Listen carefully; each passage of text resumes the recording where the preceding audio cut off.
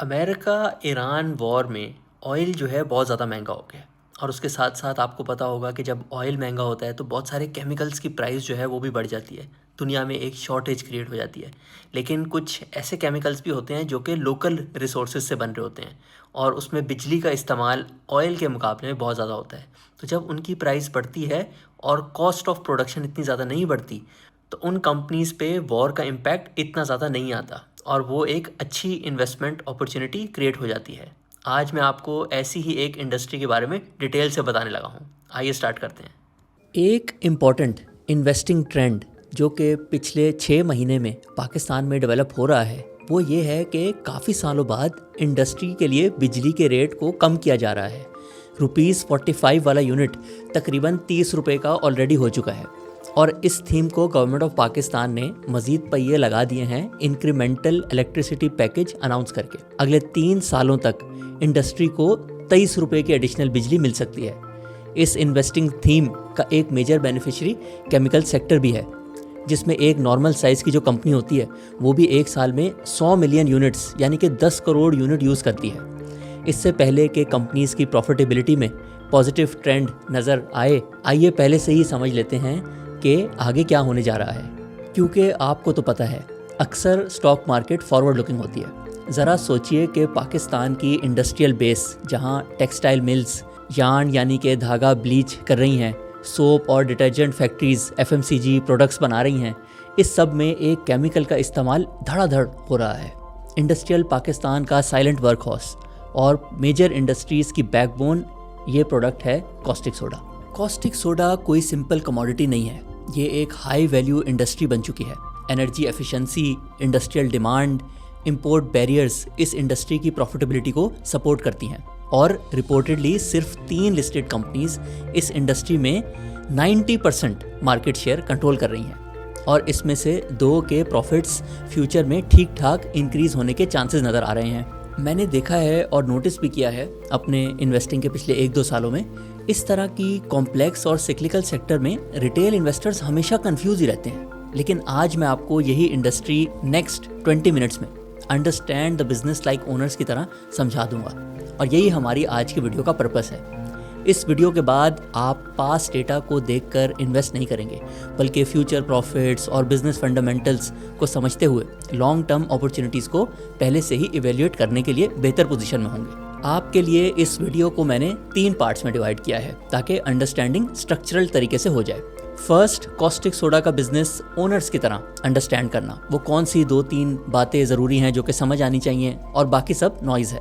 Second, फिर हम इस सेक्टर की टॉप 3 कंपनीज़ का फ्यूचर कैसा लग रहा है, एंग्रो पॉलीमर, सितारा केमिकल्स, इत्तेहाद केमिकल्स, अपॉर्चुनिटी कहाँ हो सकती है, इसको डिस्कस करेंगे। और आखिर में सितारा और इत्तेहाद केमिकल्स की एनर्जी ट्रांसफॉर्मेशन स्टोरी, जहाँ कोल और बायोमास फ्यूचर प्रॉफिटेबिलिटी को रीडिफाइन करते हुए नज़र आ रहे हैं। पेन और पेपर साथ रख लें क्योंकि हम सब ने मिलकर कॉन्शियसली ट्रिपल कंपाउंडिंग अपनी लाइफ में इम्प्लीमेंट करनी है। पहले नॉलेज कंपाउंड करनी है जो कि इस वीडियो में हम सीखेंगे और फिर उसका रिजल्ट होता है कंपाउंडिंग ऑफ पैसिव इनकम। आइए स्टार्ट करते हैं।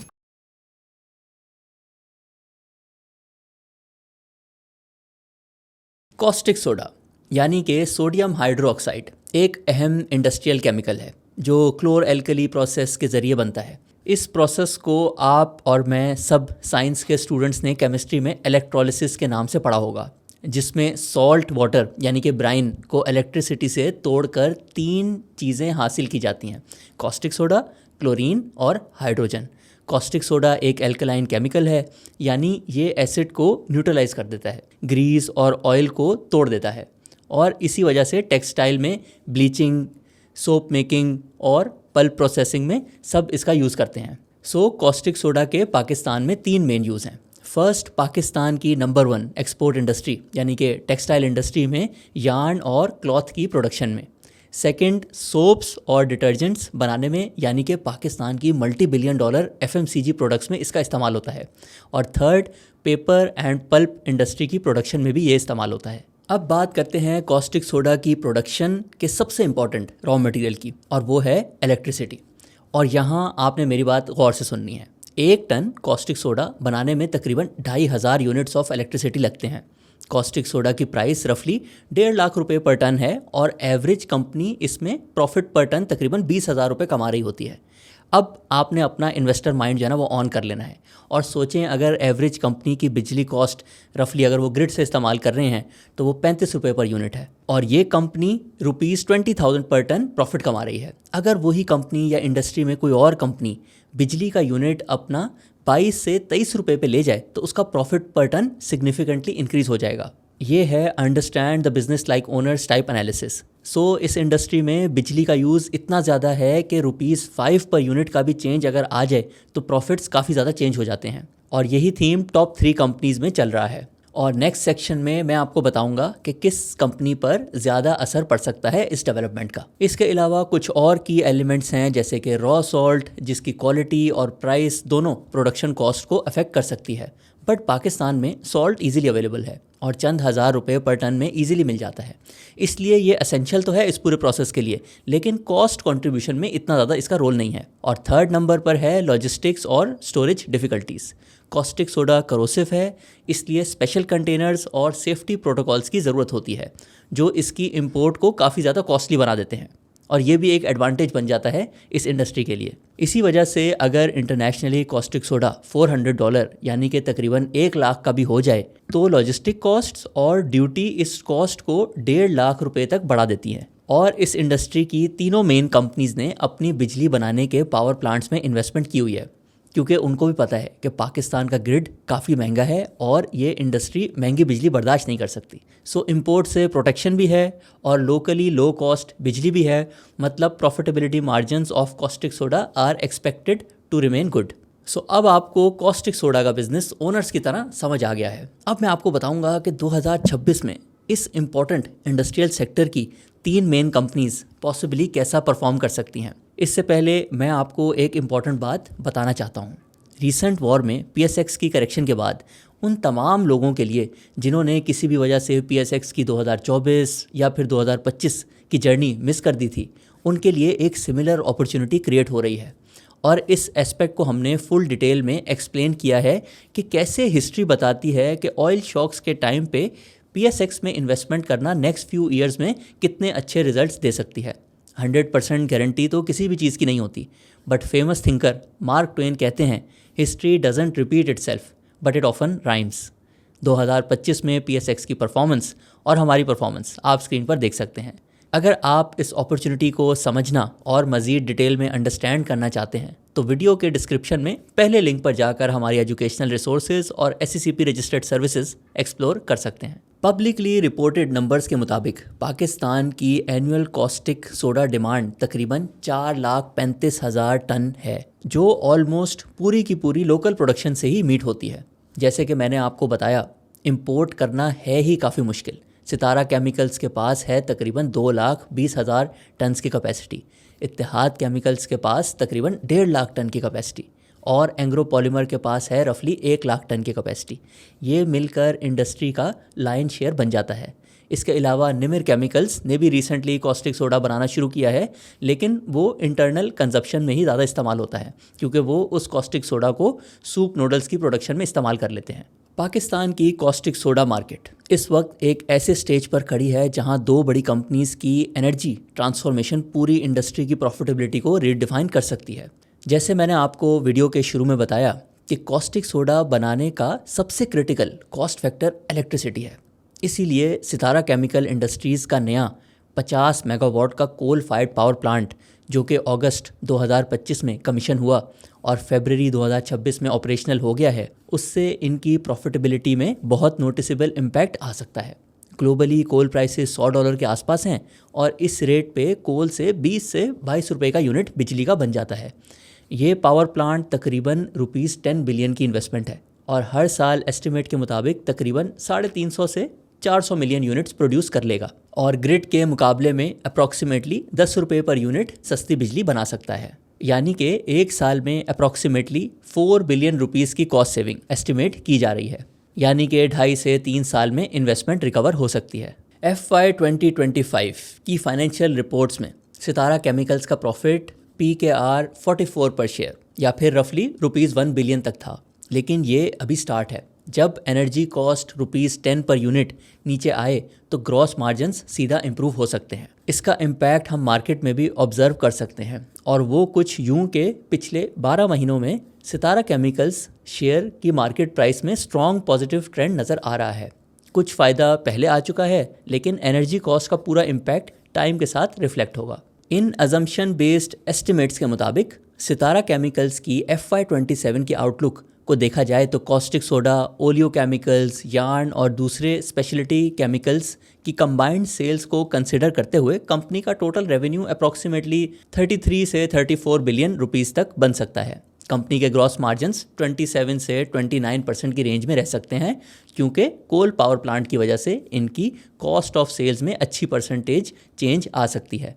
और इन अजम्पशंस के मुताबिक इनका ऑपरेटिंग प्रॉफिट तकरीबन 7 to 8 बिलियन रुपीस एक्सपेक्ट किया जा सकता है। फाइनेंस कॉस्ट, अदर एक्सपेंसेस और टैक्सेस को एडजस्ट करने के बाद subjected to assumptions Sitara chemicals का नेट प्रॉफिट FY27 के लिए 3 से 3.5 बिलियन रुपीस एस्टिमेट किया जा सकता है। ये तमाम numbers assumption based analytical scenarios हैं और actual results market demand, pricing और पॉलिसी डेवलपमेंट्स की वजह से मटीरियली डिफरेंट भी हो सकते हैं।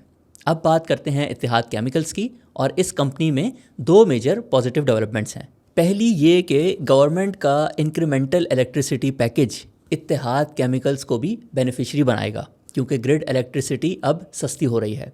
और दूसरी डेवलपमेंट ये है, और ये इससे भी ज़्यादा इंपॉर्टेंट डेवलपमेंट है, कि इत्तेहाद ने एक बायोमास पावर प्लांट अनाउंस किया है जो FY27 के एंड तक कमीशन हो जाएगा। बायोमास एनर्जी कोल से भी ज़्यादा सस्ती हो सकती है और गैस से तो बहुत ही ज़्यादा सस्ती होती है। जैसे ही ये बायोमास पावर प्लांट ऑपरेशनल होगा, इत्तेहाद केमिकल्स की प्रोडक्शन कॉस्ट कम हो सकती है और इससे मार्जिन्स इंप्रूव होने के भी चांसेस हैं। यहाँ एक इम्पॉर्टेंट बात याद रखनी चाहिए कि स्टॉक मार्केट ज़्यादातर इवेंट्स को 4 to 6 मंथ्स पहले प्राइस इन कर लेती है। मतलब अगर प्रोजेक्ट 2027 के एंड तक कमीशन होगा तो मार्केट एक्सपेक्टेशंस पहले से रिफ्लेक्ट होना शुरू हो सकती हैं। इत्तेहाद केमिकल्स की एस्टिमेटेड FY27 की आउटलुक को देखा जाए तो कॉस्टिक सोडा और दूसरे केमिकल्स की कंबाइंड सेल्स को कंसिडर करते हुए कंपनी का टोटल रेवेन्यू रफली 34 से 35 बिलियन तक बन सकता है। कंपनी के ग्रॉस प्रॉफिट मार्जिन्स 18 से 19% रहने की एक्सपेक्टेशंस हैं, जिसके मुताबिक ऑपरेटिंग प्रॉफिट तकरीबन 3.5 से 4.5 बिलियन रुपीस की रेंज में रह सकता है। फाइनेंस कॉस्ट, अदर एक्सपेंसेस और टैक्सेस को एडजस्ट करने के बाद इत्तेहाद केमिकल्स का नेट प्रॉफिट FY27 के लिए ₹2 बिलियन के आसपास हो सकता है। This is not financial advice. Please consult your financial advisor before making any investment decisions. First understand, then verify and then invest. ये 3 स्टेप फ्रेमवर्क आप फॉलो करेंगे तो रिजल्ट्स काफ़ी अच्छे होंगे इंशाल्लाह। इस अंडरस्टैंडिंग के सफ़र में आप हमारे साथ जुड़ना चाहते हैं तो लिंक डिस्क्रिप्शन में मौजूद है। इंडस्ट्री का 3rd largest player Engro polymer and chemicals caustic soda में नंबर 3 है। बट कॉस्टिक सोडा का बिजनेस एंग्रो पॉलीमर्स के बिजनेस का एक छोटा पार्ट है। EPCL का मेन बिजनेस है PVC प्रोडक्शन, और इस बिजनेस को अगर आप ओनर्स की तरह अंडरस्टैंड करना चाहते हैं और इसकी फेयर वैल्यू जानना चाहते हैं तो इस टॉपिक पर सेपरेट डिटेल डिस्कशन इसी चैनल पर अवेलेबल है, जो कि आप देख सकते हैं। इस पूरी मार्केट डायनामिक्स की सिंपलेस्ट समरी ये है कि आज के इन्वायरमेंट में जहां कॉस्टिक सोडा की प्राइस स्टेबल है और एनर्जी ट्रांसफॉर्मेशंस अंडरवे हैं, सितारा केमिकल्स और इत्तेहाद केमिकल्स की प्रॉफिटेबिलिटी ट्रेंड्स इंप्रूव होते हुए नज़र आ रहे हैं।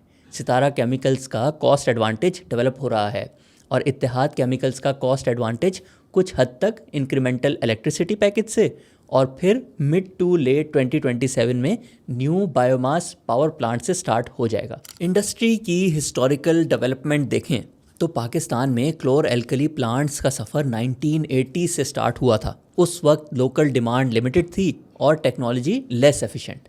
वक्त के साथ साथ जैसे जैसे टेक्सटाइल्स और FMCG सेक्टर ने एक्सपेंशंस की, कॉस्टिक सोडा की डिमांड स्टेडली ग्रो होती गई। लेकिन 2 चीज़ें कांस्टेंट रहीं, और वो है इस इंडस्ट्री की एनर्जी डिपेंडेंसी और इंपोर्ट प्रोटेक्शन। पाकिस्तान में कॉस्टिक सोडा का इंपोर्ट करना बिल्कुल आसान नहीं है।